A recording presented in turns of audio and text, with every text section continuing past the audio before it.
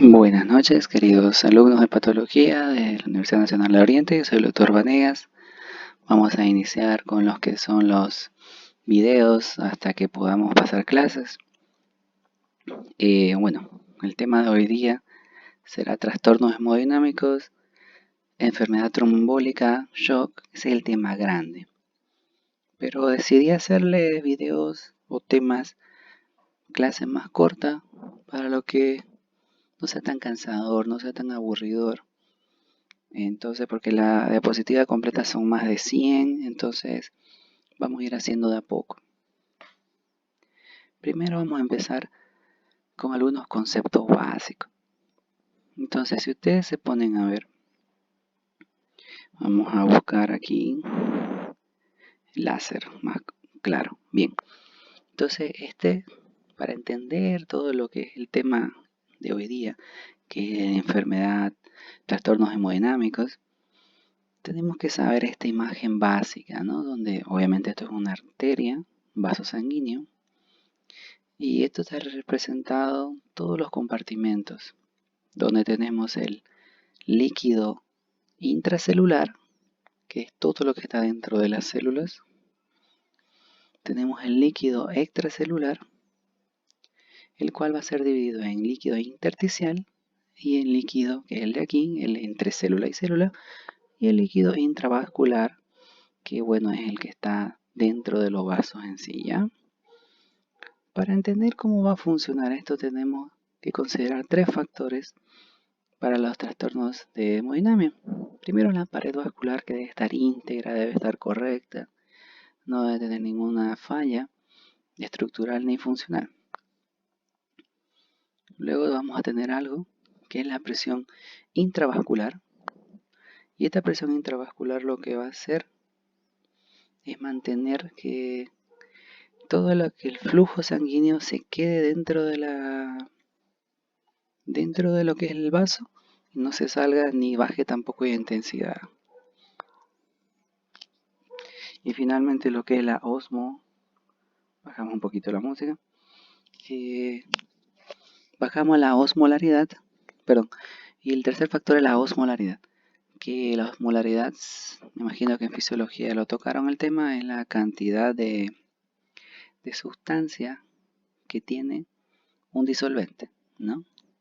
Entonces, si por ejemplo es un cálculo, ¿no? Entonces, si tenemos un vaso de agua, le ponemos sal, la osmolaridad de la sal sería la cantidad total de sal que hay dentro del vaso, ¿no?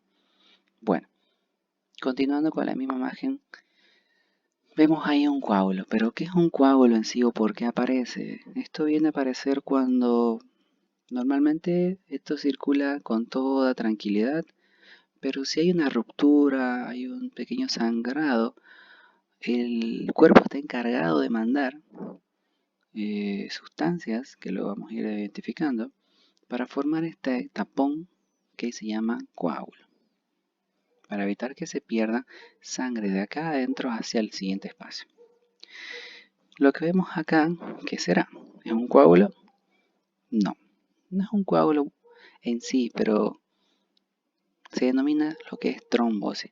Y la trombosis es cuando los coágulos se forman en lugares que no deben ser formados, que no hay necesidad de que estén formados, erróneamente aparecen y causan una obstrucción, si se fijan, de todo lo que es el flujo sanguíneo. Y por último tenemos lo que llamamos embolia, que embolia comúnmente se le llama a todo, ¿no? Pero la embolia en sí es una expulsión de un coágulo hacia un lugar lejano, generalmente a lugares donde las arterias o las venas son muy pequeñas, como en este caso, y tapa aquí el coágulo y tapa el flujo, y en esta zona de acá se siente el daño. Fíjense, si lo ampliamos acá, se siente el daño y va a ocasionar esta situación de acá, que esto es lo que llamamos infarto cerebral. Y esto se ocasiona porque, bueno, infarto, que quede claro, no es un tema de muerte. La gente dice, me dio un infarto, me morí. Bueno, el infarto significa la obstrucción de llegada sanguínea hacia un determinado tejido. que en este caso es el cerebral, y la obstrucción va a generar que poco a poco mueran las células, y si no se deja obstruir rápidamente, va a causar la muerte de esa zona celular. De acuerdo a la zona que se afecte, bueno, más grave o menos grave, ¿no? En el corazón termina siendo muy grave, y por eso después del infarto viene lo que es la parada cardíaca. En el caso del cerebro, por las embolias, vienen muchas de las secuelas, y esas secuelas son las que van a ocasionar, por ejemplo, falta de habla, personas que quedan con dificultad para poder caminar y demás cosas.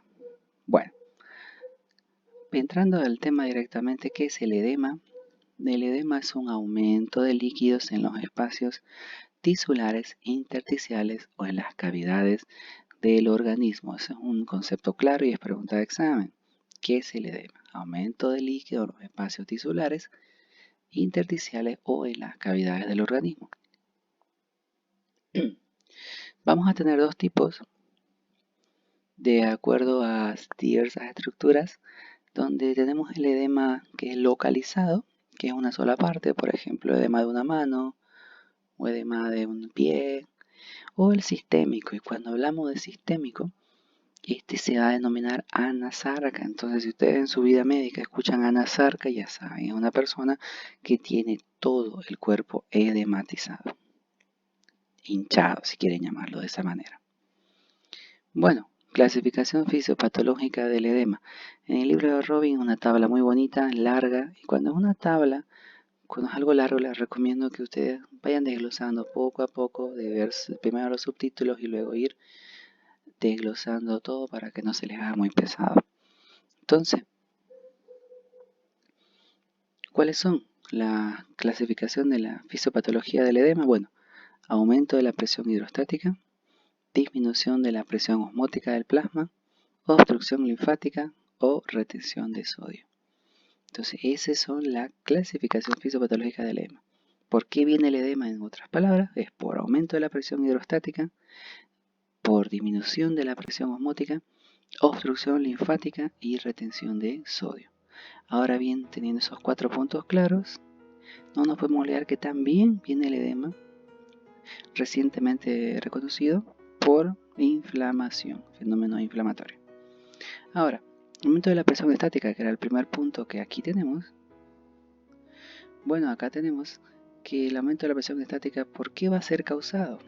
Por trastorno de retorno venoso y por dilatación arteriolar.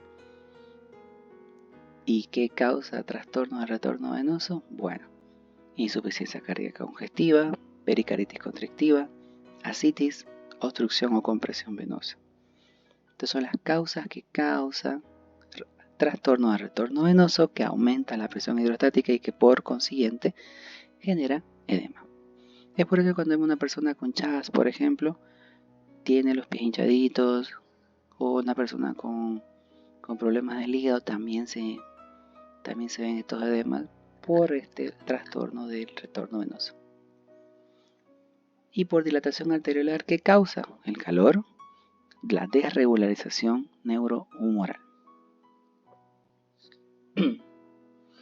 Bien, siguiente punto era ¿qué causa edema? Por segundo punto, disminución de la presión osmótica del plasma. ¿Y qué hace que baje la presión osmótica del plasma? Glomerulopatías, o sea, alteraciones en el glomérulo del riñón, cirrosis hepática, malnutrición y finalmente gastroenteropatía con pérdida de proteínas. Entonces, estos son los 4 puntos que causan pérdida de la presión osmótica de plasma. ¿Cuál es la más importante? La más común en nuestro medio, lamentablemente, la malnutrición y la cirrosis hepática, ¿no? Bueno, la obstrucción linfática puede ser por causa inflamatoria, por causa neoplásica, por postquirúrgica o por posirradiación. Entonces es muy común que las personas con cáncer tienen a los pies hinchados por un tema de obstrucción linfática, o muchas veces las personas con cirugías grandes que tienen que estar mucho tiempo echados o con poco movimiento tienen una obstrucción linfática y una edema por consiguiente. Y el cuarto punto, retención de sodio. ¿Por qué retendríamos sodio? La lógica nos dice que si comemos mucha sal, retenemos más sal. Y sí, entonces ingesta de sal excesiva es un punto. Segundo punto es aumento de la reabsorción tubular del sodio. Vale decir que nosotros comemos lo normal de sodio, de sal, si quieren llamarlo así más fácil, pero está aumentado el nivel que reabsorbemos el sodio, entonces lo que tendríamos que perder lo estamos volviendo a tener.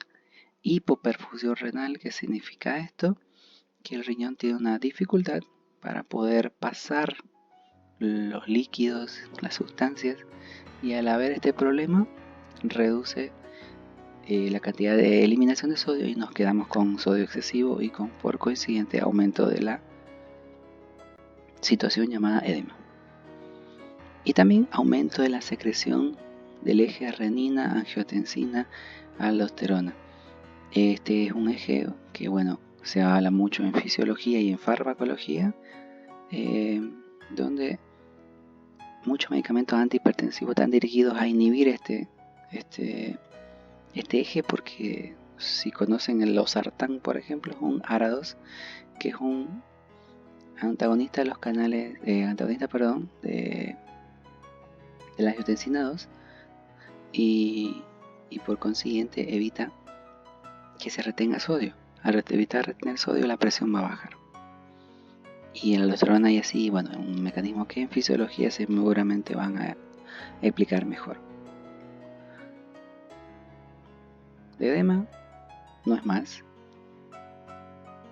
Entonces vamos ahora con inflamación. Les recuerdo, si hay alguna duda, me van a escribir en el WhatsApp, cualquier momento yo se los respondo, ¿ya? Inflamación. Vamos a dividir la inflamación en dos tipos, que es aguda y en crónica. Y finalmente por angiogénesis, el tercer punto de la inflamación.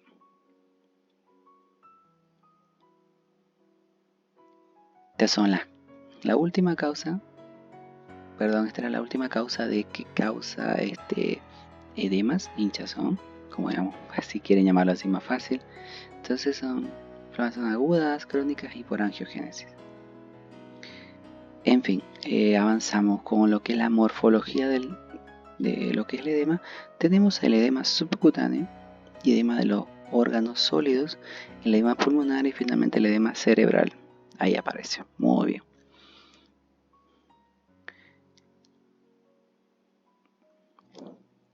Para ya ir concluyendo con el tema de edema,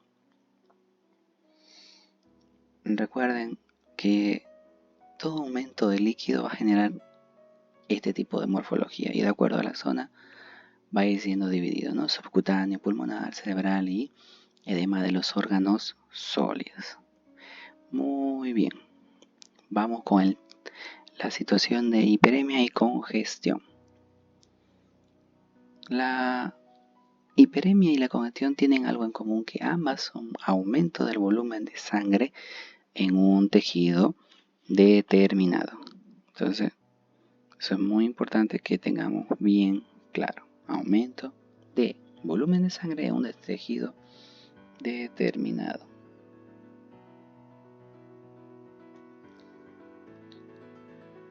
Pero hay diferencias. La hiperemia, vale, estas tres características sumamente importantes, que son que es un proceso activo debido a un aumento del flujo de entrada de sangre producido por una dilatación arteriolar. Ejemplos, por ejemplo, tenemos el músculo esquelético durante el ejercicio. Y los tejidos, cuando hay una hiperemia, se van a tornar más rojos. O sea, se pone tono rojizo. Entonces, puntos claves es que tenemos que es un fenómeno activo, que es causado por una dilatación arteriolar. Un ejemplo sería el músculo esquelético durante el ejercicio, y los tejidos se van a tornar de tipo más rojizo. Bien.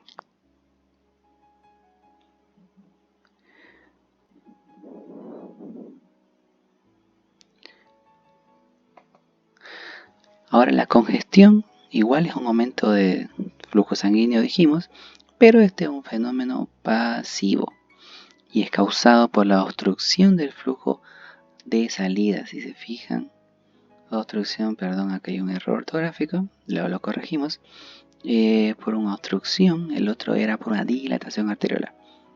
Ahora la obstrucción aislada puede causar algo que se llama congestión local, versus que la sistémica,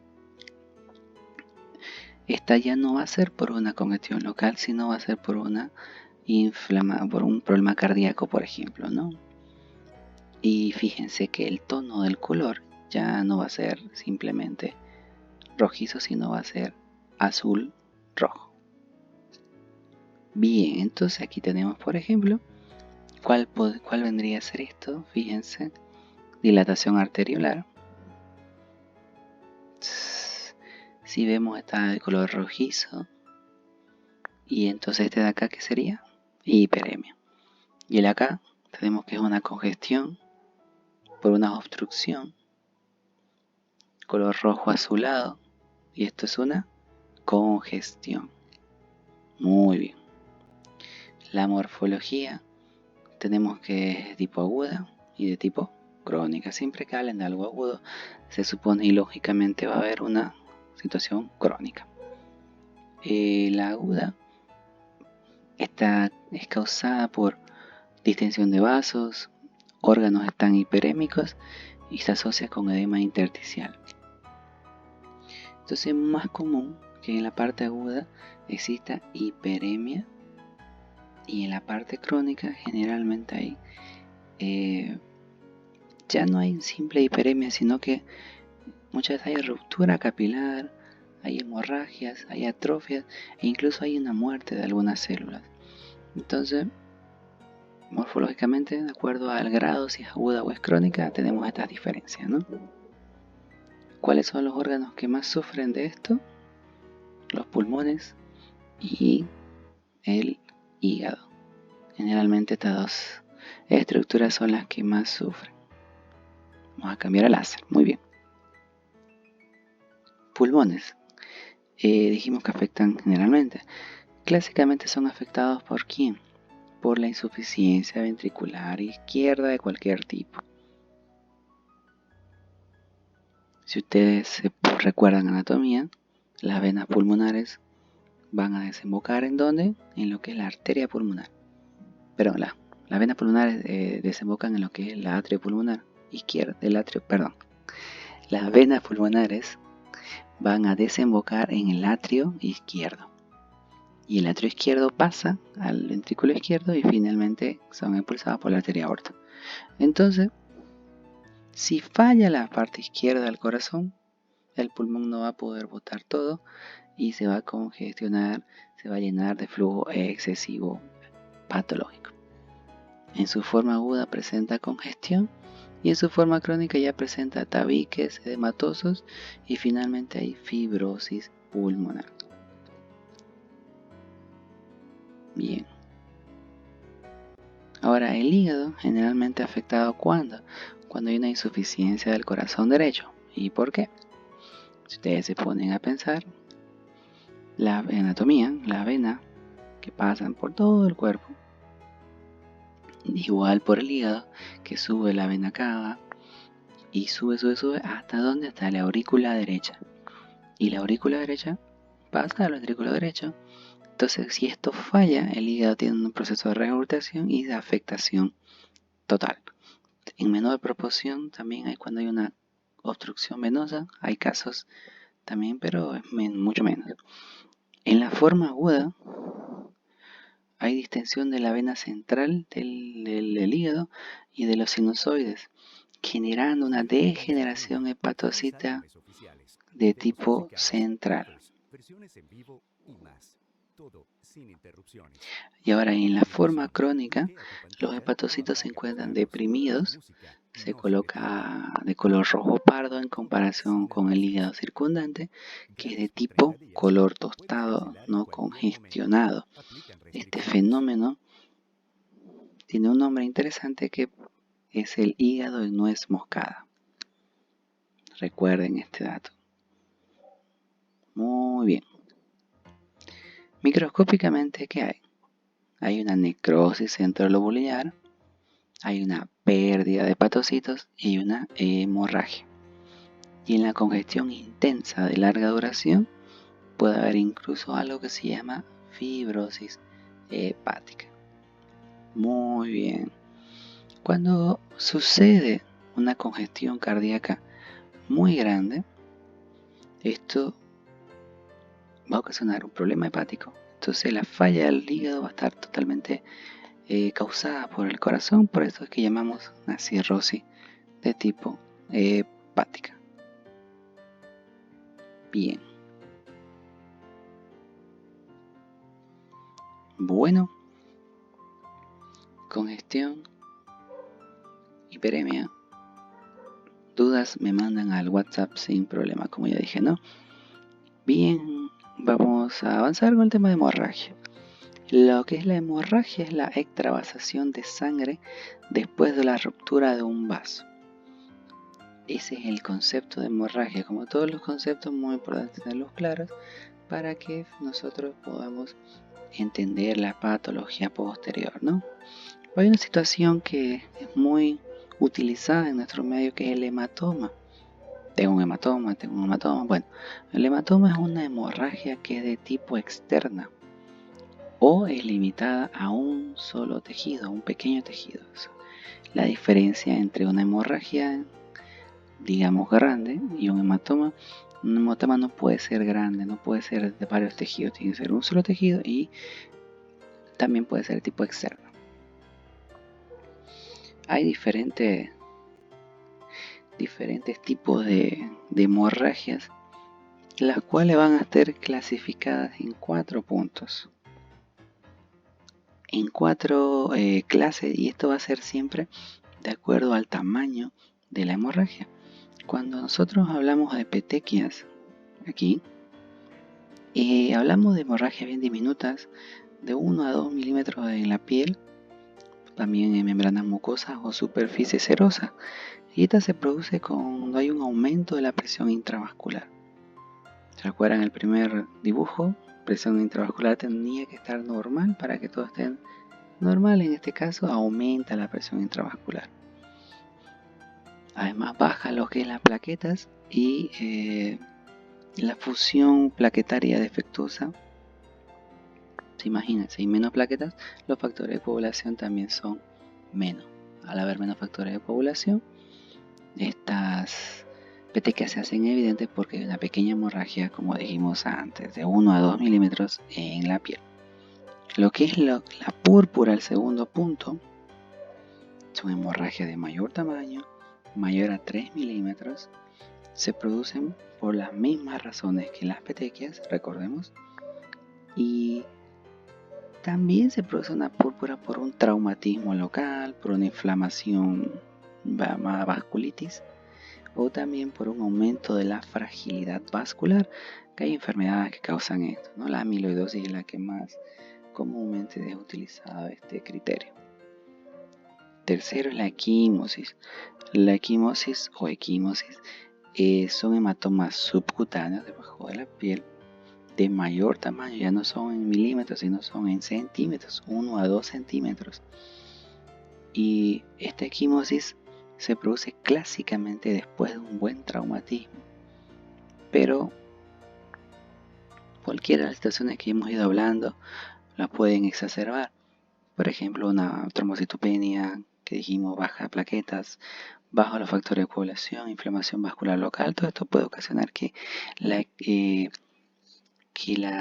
equimosis o la hemorragia de este grado de tamaño aumente.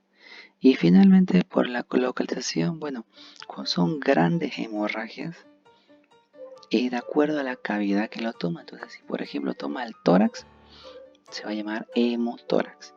Si causa afección al peritoneo, es hemoperitoneo. Si causa, bueno, depende de la zona, ¿no? El corazón sería hemopericardio y así. Entonces, eso es muy importante. ¿Qué vemos aquí? Vemos una imagen, otra imagen y otra imagen. ¿Qué significa esto? nos golpeamos, tenemos el moretón, que vulgarmente nosotros le llamamos. Tenemos que recordar que los glóbulos rojos al principio son degradados por los macrófagos, que son las primeras células de defensa. Estos macrófagos hacen liberar lo que es la hemoglobina, y la hemoglobina es de color rojo azulado. Entonces, al principio, todo moretón tiene que tener este tipo de color. Primero se pone azul, rojizo, y ya saben por qué, porque los macrófagos se comieron a lo que son las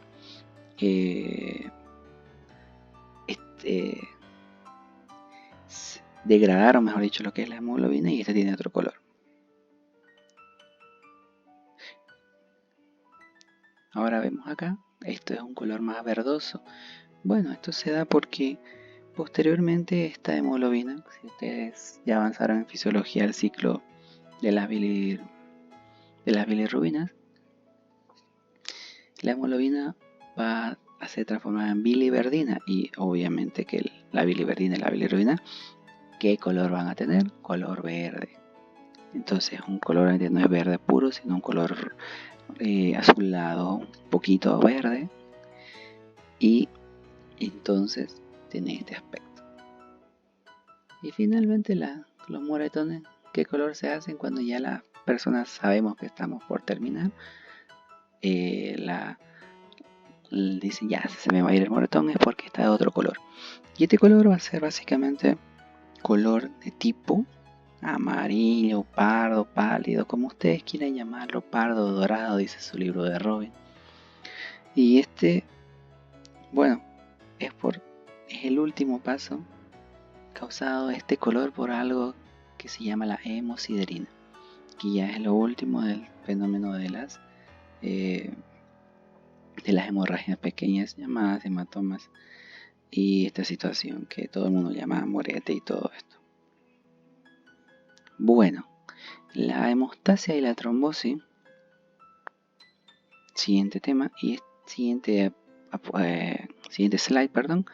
Esto van a depender de 3 componentes: del endotelio, de las plaquetas y de la cascada de coagulación. Esta es una pregunta de examen.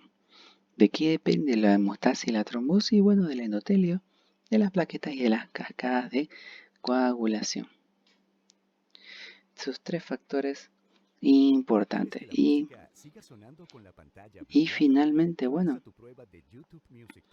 esta imagen que nos habla de lo que es la hemostasia normal, una imagen sacada de lo que es su libro de Robin, donde tenemos 4 puntos para que haya una hemostasia normal. ¿Pero qué significa hemostasia? La hemostasia es una normalidad entre los factores que pueden quitar o aumentar, entonces es un equilibrio la hemostasia. Entonces el equilibrio normal de los vasos se da en 4 puntos. Primero hay una vasoconstricción, segundo hay una hemostasia primaria, vasoconstricción, hemostasia primaria, hemostasia secundaria, y finalmente el trombo y acontecimientos antitrombóticos. Ahora, desglosando un poquito. Lo primero que ocurre es que se produce una lesión vascular aquí, un corte, un cuchillo, lo que ustedes quieran, un pequeño corte o algo pequeño. Bueno, esto va a ocasionar una vasoconstricción, va a intentar cerrarse el vaso sanguíneo con la posterior liberación de factores neurohumorales, los cuales estos factores neurohumorales, que están todos por acá, hacen que esto se vaya cerrando. Luego, una vez haya esta vasoconstricción transitoria, esto viene la hemostasia primaria, en donde las plaquetas van a empezar a actuar gracias al factor de von Willebrand, el WWF. Va a haber que hay una adhesión de las plaquetas, y esta adhesión viene acá. Una vez adhiere, cambia de forma, libera gránulos de adenosín difosfato y de tromboxano A2, y finalmente va a traer más, hay un reclutamiento, Y para terminar esto se forma el tapón hemostático primario. Luego la hemostasia secundaria. Obviamente esto de acá es transitorio. Ya en la hemostasia secundaria, acá tiene que haber una activación de todo lo que son la cascada de coagulación. Y aquí se activa, bueno, el factor tisular, el factor de expresión de los fosfolípidos complejos, activación de las trombinas, poliionización de la fibrina, y esto va a formar lo que es la hemostasia secundaria, que esto se llama tapón hemostático definitivo o también secundario definitivo. Recuerden, en la hemostasia primaria las plaquetas hacen un tapón temporal, transitorio, hasta que gracias a la cascada de coagulación y de todos estos fenómenos se pueda formar el coágulo de fibrina, que es un tapón secundario definitivo. Y bueno, finalmente ¿qué pasa si esto sigue y sigue y sigue y sigue? Se tapa. Y eso se llama trombosis. Y si se libera, se llama embolia. Entonces, el último punto es el trombo y los acontecimientos antitrombóticos para evitar que esto crezca a un tamaño peligroso y que sea no compatible con un buen fenómeno de hemorragia o de hemostasia normal. Entonces, se hace una liberación de factores, por ejemplo, el factor acá, el TPA. ¿Qué significa TPA? Bueno, es el factor plasminógeno de tipo tisular, que no es el único que se libera. También se libera la trombomodulina, y esto va a ocasionar que estos quiten y corten, bloqueen lo que es la cascada de coagulación para limitar el proceso al lugar de la lesión simplemente. Porque si estos jóvenes de acá no aparecieran, la cascada continuará y simplemente esto se taparía y ya saben los desenlaces. Entonces, rápidamente esta imagen que va a entrar en su examen, ténganlo por seguro. Hemostasia normal, 4 puntos. Primero, vasoconstricción, que se da porque primero hay una lesión, aparece una vasoconstricción refleja, se liberan factores neuromolares que causan una vasoconstricción transitoria. Luego viene la hemostasia primaria, donde la hemostasia primaria es dada por quién, principalmente por las plaquetas. Y esto es estimulada y por factores von Willebrand, que hace que se adhieran las plaquetas, cambien de forma, liberan los gránulos de adenosindifosfato tromboxano 2 y hay una formación del tapón hemostático transitorio. Luego se liberan todos estos factores de coagulación, factor tisular, expresión de fosfolípidos complejos, activación de las trombinas, polimerización de fibrina, y todo esto ocasiona un tapón secundario definitivo. Finalmente, para que esto no siga creciendo a un punto de peligro, se forman el punto 4, que es acontecimientos antitrombóticos, donde se libera estos dos factores, el TPA y la trombomodulina, que estos bloquean la cascada de coagulación, y el TPA va a hacer una fibrinólisis que va a ocasionar que estos no crezcan más de lo que deben y el flujo sea normalizado. Bueno, eso sería todo por ahora. Todas sus preguntas me las hacen llegar, por favor. Mañana subimos la segunda parte de la clase. Que tengan buenos estudios, chicos, y espero que esto se acabe pronto para poder conocerlos y dar la clase mejor en vivo, ¿no? Cualquier sugerencia me la hacen llegar igualmente. Que tengan buenas noches, buenos días o buenas tardes, de acuerdo a la hora que vean el video. Hasta luego.